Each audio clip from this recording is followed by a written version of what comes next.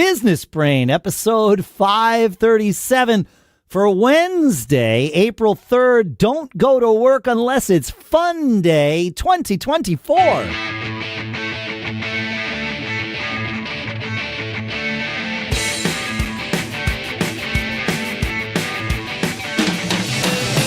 Greetings, folks, and welcome to Business Brain, the show where we take a few ideas, we dissect them, we analyze them, we crunch them together so that we each get to tune our business brains every single episode. Our sponsor for this episode is escapingemployment.com. That's where you can go to get on the wait list for Shannon's upcoming book.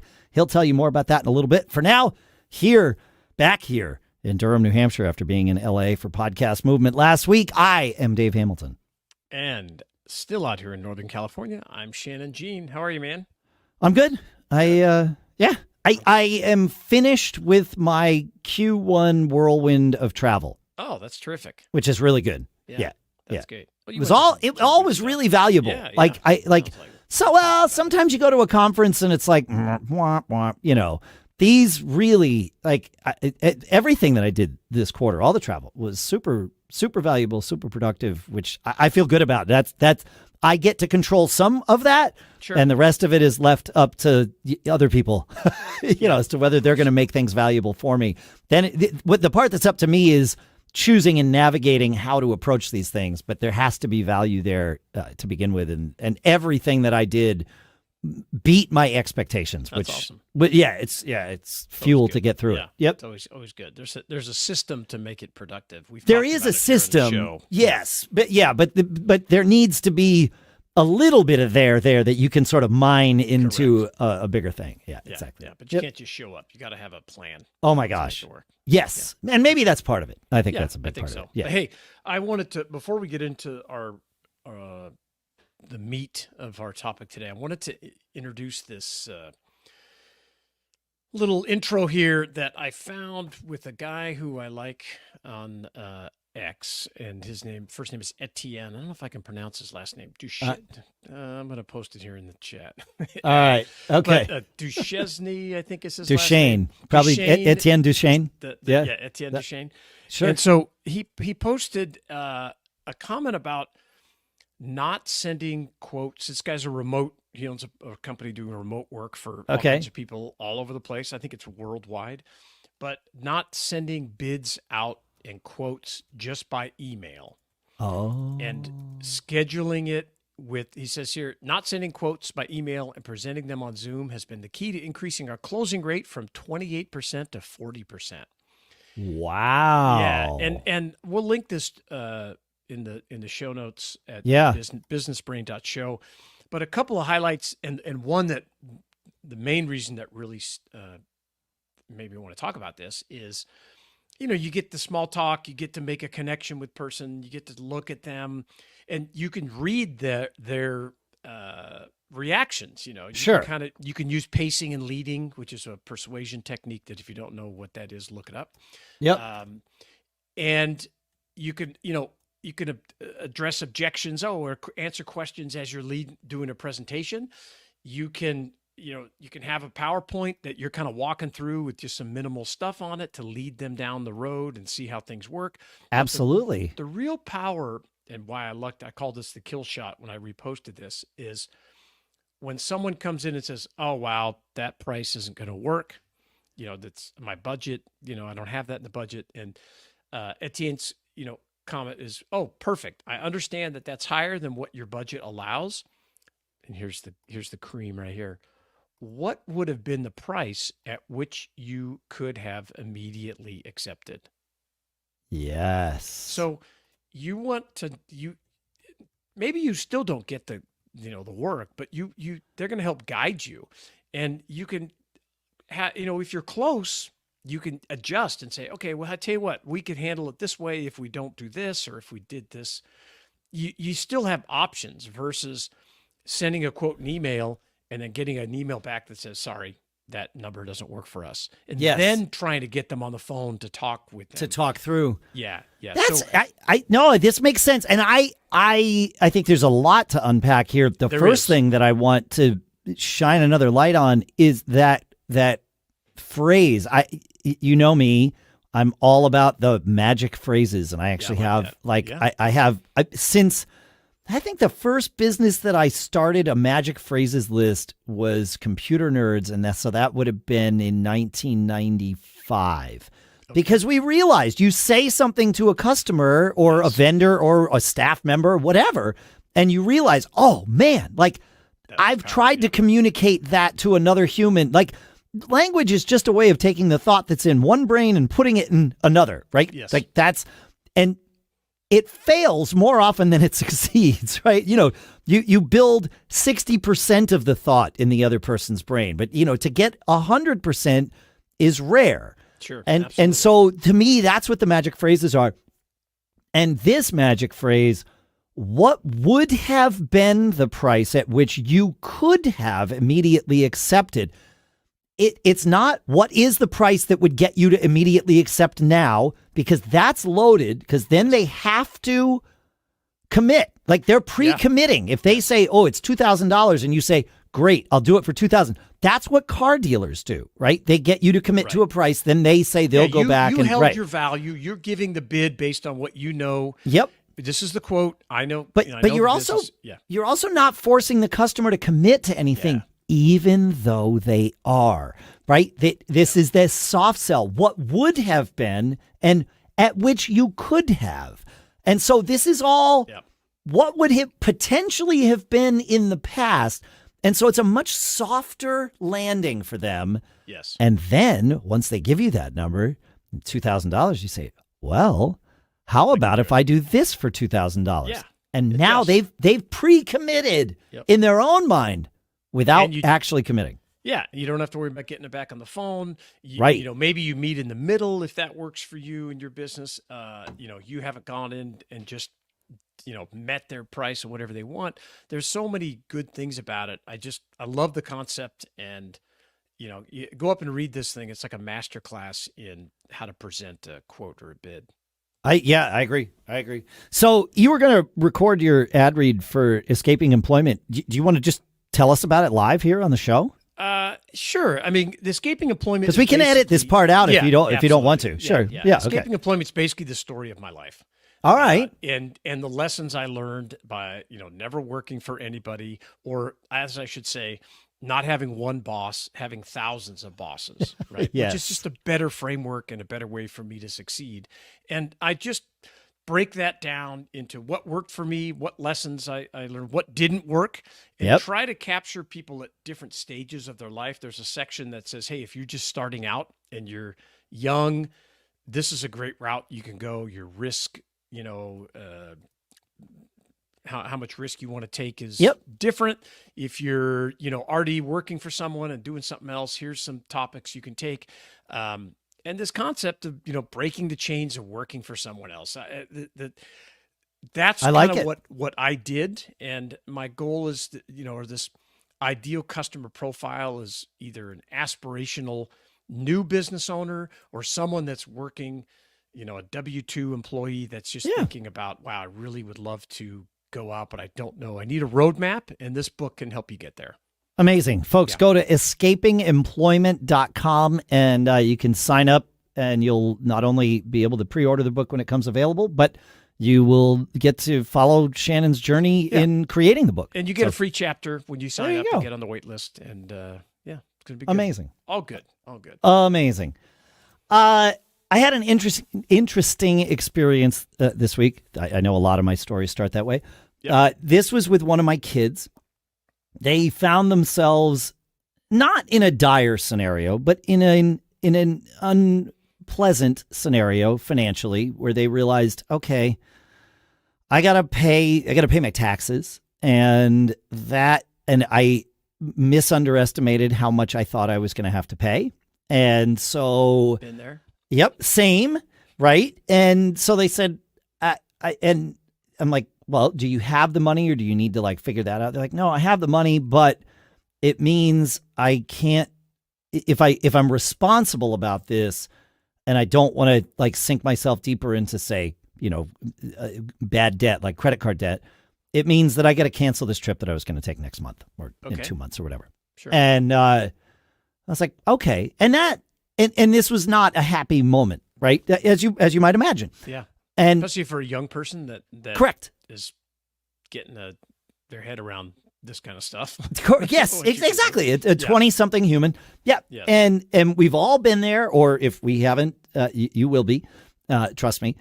And, my dad instinct was, well, I could just write a check and solve this problem for you, but I knew that would actually not help.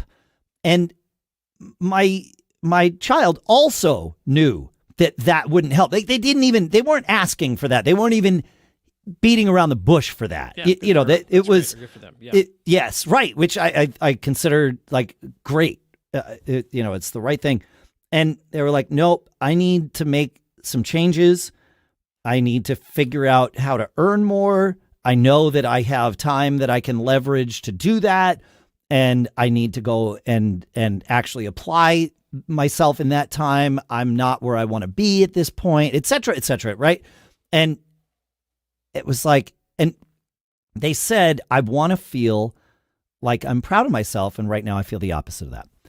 And I said, well, powerful statement right there. That is a powerful statement. And I said, I know exactly how, I don't know exactly. I have felt similarly, but I'm proud because I'm like, proud's the wrong word. I'm actually excited because I know that those moments where you are faced with two options and you have to choose, and one of them is a much harder pill to swallow in the short term than the other, and you choose the difficult one, like that is a fundamental thing that will potentially pay dividends for the rest of your life. That feeling it's like, remember this feeling. And I don't even have to say it, because when we're in those scenarios, we definitely are going to remember this feeling. It's painful. It's unpleasant, and you don't want to ever be there again. And that desire to never be in that position again. I was talking, how do I put that chip on my shoulder several weeks ago? What a way to put the chip on your shoulder, right? And that can fuel you for a very, very long time. And so I was like, oh man, this is great. Like they're already doing fine. It's not like they're destitute or like things are going well. It's just not as well as they would like to lead the life that they want to lead. It's like, sure. Amazing. It's a good lesson in the sense. Great. Also just your kids, but also even like your people, your that work employees, for you. right? Yeah, your employees. And, I used to joke around, and it's kind of not a joke. It's often true. Managers, most of their solutions involve hiring more people because that solves an immediate problem. Hey, we can't get this work done. Or our quality dropped, or we're not getting the calls back. And so, I can remember saying, okay, great. Let's say we can't afford to hire another employee. What are the other solutions? Where are we either going to cut something out or improve a process? Or it's much more difficult. Way more difficult. And it's, you don't get that instant gratification from taking a trip or bringing in another employee. Yeah. Yeah. Because you're like, okay, well, there's another expense that we've got to cover. And it's just like going to, credit card debt. Some employees are bad debt, some employees are bad debt. Yeah. Yeah. And so yes, that is it's a hard lesson, but the fact that they're thinking along those lines, and you help them just by really just coaching. Yeah. Trying to figure it out. It is real. It's, good for them. And letting them know it's okay. And letting all of us know, us, like it's okay to not always be in the best position. Like it's because it's going to happen. And so when you find yourself there all the time, yeah, right. The choices that you make, that are going to have repercussions. Because let's face it, it's not one or two decisions that we make that make us successful. It's thousands and thousands of decisions that you make every single day that, should I go here? Should I spend this money? Should I hire this person? Do I buy this new piece of equipment? Do we rent this bigger, location that we need? How we handle, those situations, they have repercussions for years down the road. For years. Yeah. I was reminded in going through this with them, I was reminded of your story about how, in one afternoon, essentially, you made a decision that cost you $1 million. It did. And in that moment, in that moment, you said, this won't define me. Of course, we've unpacked that over the years on this show. And of course, in a sense, it is part of what defines you because it helped fuel you in a positive way. To succeed right? beyond that mistake. To succeed. To be able to talk about it. It took me, it took me 5 years to pay back the $1 million. Right. But well beyond, it probably took me another 5 years to be able to talk about it and not have, PTSD. Shame and shame. PTSD. I was totally ashamed of it. Yes. But I was fueled, and I had great support by my spouse and everything. Yeah. So, and I'm a story guy, so I knew I couldn't just go bankrupt. I had to pay it back. I made, a mistake and bad decision and go. So at the time, I can, like I said, I can talk about it in a calm manner. At the time, it was panic. But as I bought myself more time and went through it, I realized this is going to have, yes, it can't be my defining moment of failure. What it had to become was my defining moment of success. And how once I actually paid the money back, I was like, dude, I'm unstoppable. Now you have an extra $200K a year to spend. You already got this, like you've had to build the machine. Yeah. That was bigger than you needed it to be. Correct. I had to grind all that much harder, and then I kept doing that, and it paid off. And just the lessons that you learn about, decisions about yourself. Yeah, absolutely. Yeah. So I was very much reminded of you yesterday when I was sort of coaching them through this. I'm like, well, this is, and we've all had those moments. You don't necessarily need to lose or cost yourself $1 million to find that fuel. Don't do that. Don't intentionally do that. And don't intentionally do any of this. You'll do it anyway. It'll happen anyway. Some people spend their life building wealth, and other people spend their life building debt. Yeah. And to make it look like they have wealth. And if you can understand that and give up that quick gratification that all of us as humans want. I want it just as much as everybody else. It's or more fundamental to our nature. Yes. So if you can, like, I just used an approach that I wanted all these things. How do I get a company, build a business that could kick back that revenue so I can have those things? I have built a big part of my fuel is delayed instant gratification. Like I know that in this moment wherever I was at any point, like I couldn't just go out and buy a new drum set if I wanted it or buy a new computer if I wanted it. Okay. I want to solve that so that I get to a point where I can do that. Yep. And there's value in this delayed instant gratification. And the more you go through it, I would say, oftentimes when you get to that point where you can make the decision, you don't. Of course not. Because you've thought about it. Because you've already been there. And I would say one of the tricks we've used in building wealth is that to get the money or the appearance of money away from us at arm's length. Yes. So if we had something happen, we sold a company or we did some significant, revenue. Had a revenue event. Yeah.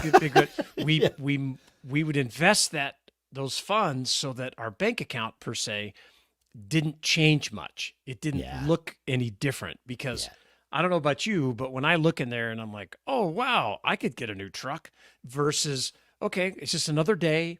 We're pushing out, we're saving, doing these things, or we bought another piece of property and invested all this there. Yeah. That worked really well for us instead of having it just right in front because I like to buy if it's right in front, I'll spend it too. I like to buy stuff too much. Yeah. Yeah, same. Yeah, because we know ourselves. Yeah. Awesome. Thanks for hanging out with us, folks. If you have a story about delayed instant gratification or helping by not helping, or how you were helped by not being helped, let us know. Feedback at businessbrain.show. The mailbag is overflowing, Shannon. We're going to have to address this. Next week we've spent the first quarter not addressing the mailbag, and that's a mistake. I think we need another giveaway, too. I think that's always fun. Oh, like it. Let's give something away. We'll figure out some piece of tech that we can start talking about next week. Yeah, delayed instant gratification for you, our listeners. Yeah, thanks for hanging out with us again. Feedback at businessbrain.show. I think that's what I said earlier. Make sure to go check out escapingemployment.com and do us a favor. Keep living that charmed life. We'll see you on Friday.